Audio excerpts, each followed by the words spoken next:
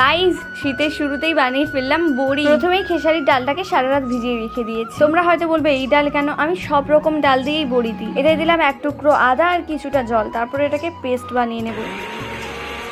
মিক্সারে বাটলে পেস্টটা অনেকটাই পাতলা হয়ে যায়, এটাই সমস্যা। এতে আমরা কিছু মশলা অ্যাড করব, জিরের গুঁড়ো, লঙ্কার গুঁড়ো, লবণ। আদা তো আমরা আগেই দিয়ে দিয়েছি যাতে মশলার ফ্লেভার গুলো ভালো আসে বড়ি। এবার এটাকে অনেক সময় ধরে ফেটাতে হবে যতক্ষণ না এই ব্যাটারটার কালার চেঞ্জ হয়ে যায়, প্রায় সাদা ধপধপে আর অনেকটা ফ্লাপি। এবার এই ব্যাটারটাকে নিজের মনের মতো যে কোনো রকমের বড়ি দেওয়া যায়। আমার মা এখানে দিচ্ছিল ফুল বড়ি, তারপর আমি দেওয়ার চেষ্টা করছিলাম এই গয়না বড়ি বা নকশা বড়ি।